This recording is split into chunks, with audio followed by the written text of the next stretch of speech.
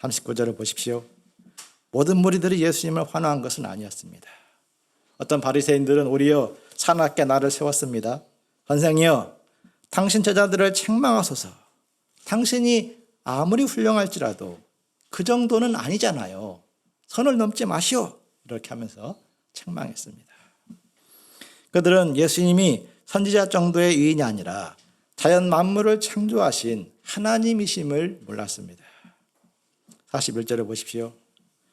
무리들이 사방으로 둘러싸고 환호하고 막 찬송하고 있는데 정작 그 가운데 계신 예수님은 울고 계십니다. 우셨다 이 말은 소리내어 펑펑 흐느끼며 우는 것을 말합니다. 42절 다시 한번 읽어보겠습니다. 시작. 이르시되 너도 오늘 평화에 관한 일을 알았더라면 좋을 뻔하였거니와 지금 내 눈에 숨겨졌다. 현재 예루살렘은 영적으로 위기입니다. 구약시대부터 수많은 선지자들을 박해하고 죽였습니다. 위선과 고집과 탐욕을 쫓아 살면서 하나님 말씀에 귀를 기울이지 않습니다.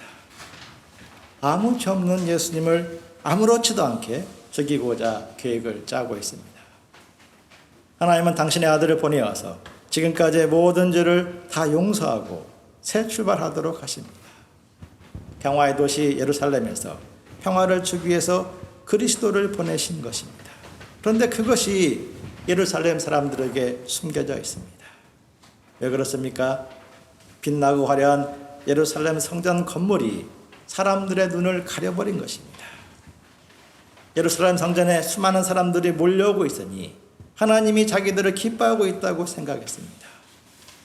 예루살렘 성전의 문을 황금으로 치장했으니 자기들 또한 황금처럼 빛나는 신앙을 가진 것으로 착각했습니다. 하나님이 예루살렘 성전을 무너뜨리신 이유입니다. 지금 이 시기는 6월절 명절을 앞두고 있습니다. 어느 때보다도 엄청나게 많은 사람들이 예루살렘으로 몰려들었을 것입니다.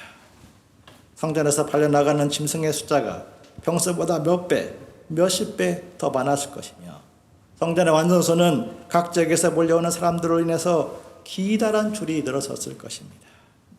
사람들은 그것을 보며 창사가 잘 되고 있다, 부흥하고 있다, 다시 영광의 날을 맞이할 수 있다, 그런 생각으로 즐거워하고 있었을 것입니다.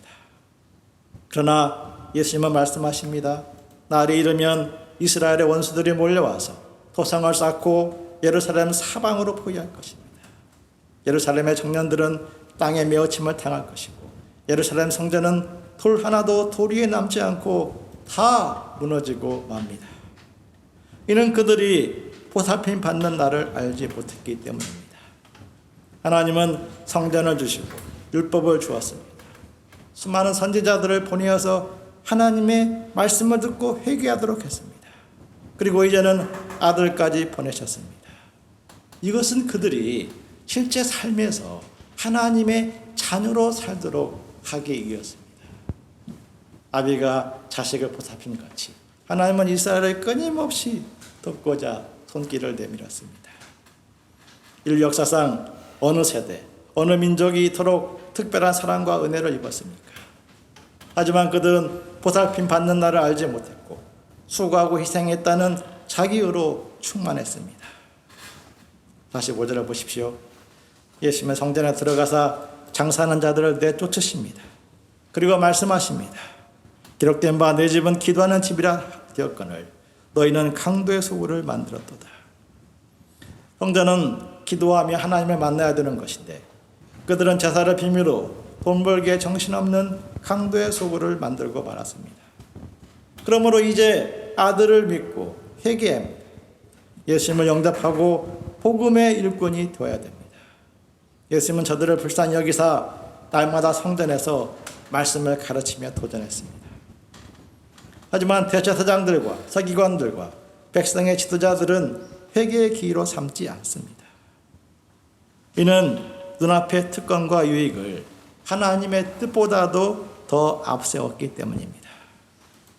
그래서 예수님의 복음을 영접하기는커녕 시비를 겁니다.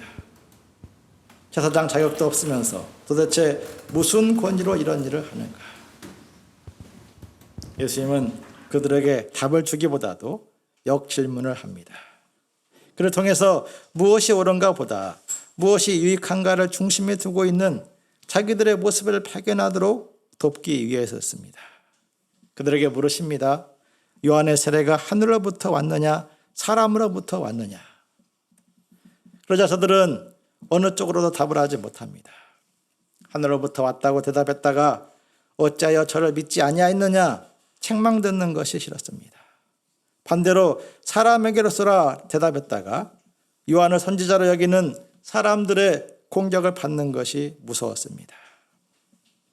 책망을 들어야 할 때 책망을 들어야 회개할 수 있고 공격을 받아야 될 때 공격을 받아야 강해지고 자기를 돌아보고 담대해질 수 있습니다. 진리편에 서는 자들이 성장하는 비결입니다. 그런데 저들은 모르겠는데요? 대답으로 숨어버렸습니다. 그러므로 저들은 예수님 말씀을 모르게 되고 하나님의 뜻과 소명을 모를 수밖에 없게 됩니다. 예수님은 그들을 위해서 마지막으로 한 가지 비유를 더 말씀하십니다. 20장 9절 10절을 보십시오. 한 사람이 포도원을 만들어 농부들에게 세를 주고 타국에 갑니다. 때가 되자 주인은 포도원 소출에 얼마를 거두고자 종들을 보냈습니다. 주인에게 세를 바치는 것은 당연한 일입니다. 그런데 이게 웬일입니까? 농부들은 종들을 심히 때리고 거저 보냅니다. 다른 종들을 보냅니다. 그런데도 또 그렇게 합니다. 세 번째로 보냈는데도 또 그렇게 합니다. 그런데 주인은 포기하지 않습니다. 20장 13절을 같이 읽어보시겠습니다. 시작. 포도원 주인이 이르되 어찌할까 내 사랑하는 아들을 보내리니 그들이 혹 그는 존대하리라 하였더니. 아들을 보내었다는 것은 여전히 희망을 놓지 않았다는 것을 보여줍니다. 아들을 존대하기만 하면 지금까지 모든 죄를 패스오버하겠다는 말씀입니다. 주인은 아들을 보내어서 파괴된 관계성을 회복하기를 원했습니다. 그러나 농부들의 관심은 관계성의 회복이 아니라 포도원이었습니다. 그러므로 그들은 다르게 받아들입니다. 자, 이제 이 아들까지 죽이면 더 이상 소출을 받으러 오지 않겠구나. 이제 진짜 포도원이 우리 것이 되겠구나. 이 아들을 포도원 밖에 내쫓아 죽여버립니다. 그러자 지금까지 참고 참았던 포도원 주인은 군대를 보내어서 농부들을 다 진멸하고 포도원을 다른 사람들에게 줍니다. 지금까지의 인내는 힘이 없어서가 아니었고 농부들을 불쌍히 여겼기 때문이었습니다. 16절을 보십시오. 포도원 농부의 비유를 들은 사람들은 어떻게 반응했습니까? 절대로 그런 일이 일어나면 안 되지요. 이렇게 말했습니다. 그러나 예수님은 구약 성경이 이미 건축자들의 버린 돌이 모터링의 머릿돌이 된다는 예언을 말씀하십니다. 머릿돌 위에 떨어지는 자들, 곧 그리스도를 대적하는 자들은 다 깨어지고 가루가 되고 말 것이라는 예언도 이미 되었습니다. 그와 같이 그들이 절대로 그런 일이 일어나면 안 된다고 외칠지라도 예루살렘 성전은 파괴될 것이고 유대인들은 하나님의 무서운 심판을 받게 될 것입니다. 왜 그렇습니까? 누가 주인이냐? 이 싸움에서 무너졌기 때문입니다. 이스라엘 민족이 처음부터 그렇지는 않았을 것입니다. 너의 백성 이스라엘이 출애굽하여 홍해를 건너고 가나안을 차지했을 때 그들은 얼마나 감격했습니까? 시를 짓고 노래를 부르며 하나님을 찬송했습니다. 그런데 시간이 흐르면서 언제부터인가 달라지기 시작했습니다. 주인은 보이지 않고 땀 흘려 수고하며 고생하는 날이 길어질수록 그들의 마음이 조금씩 달라졌습니다. 가나안 땅에 대한 애착과 더 큰 풍요에 대한 목마름이 찾아오면서 감사보다는 불평이, 은혜보다는 욕심이 커져갔습니다. 하나님을 주인으로 섬기지 않고 자기 욕심대로 살아가는 가나안 민족을 부러워하면서부터 걷잡을 수 없이 무너지기 시작했습니다. 누가 주인이냐? 이 싸움은 인류 역사상 가장 오래된 싸움입니다. 아담과 하와 때까지 거슬러 올라갑니다. 하나님은 아담과 하와를 위해서 에덴을 지으시고 에덴의 모든 것을 그들에게 맡기셨습니다. 아담과 하와에게 동산 모든 나무의 실과를 마음대로 먹을 수 있는 특권과 자유를 주었습니다.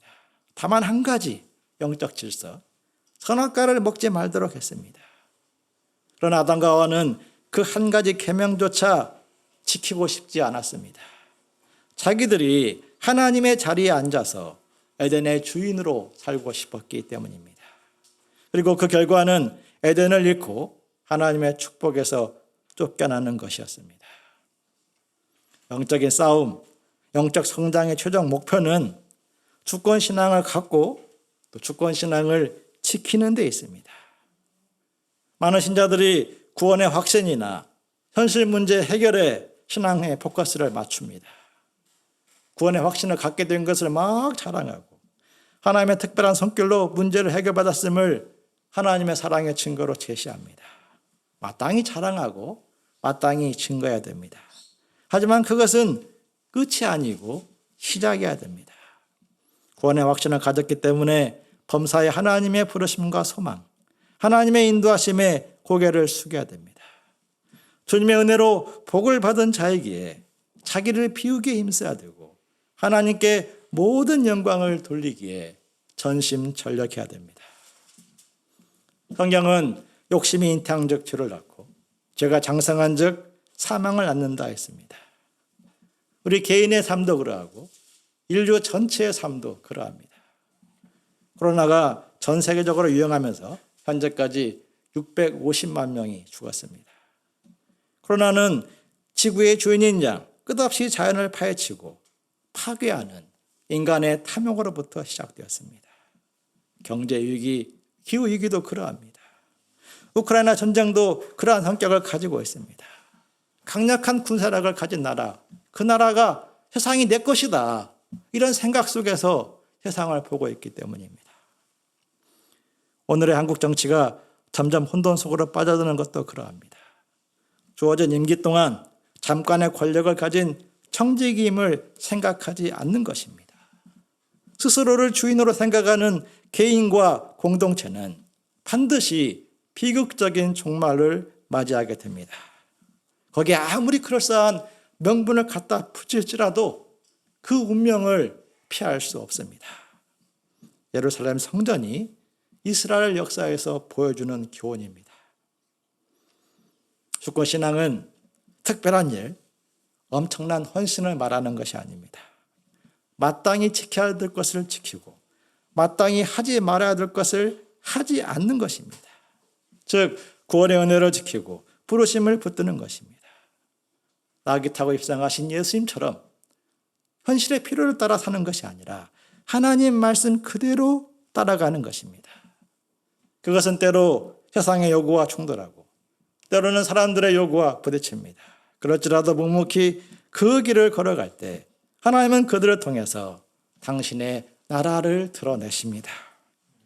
우리 각 사람에게도 주권신앙을 주시고 그런 말미암아 우리에게 주신 모든 축복이 축복으로 감당케 하시기를 간절히 기도합니다.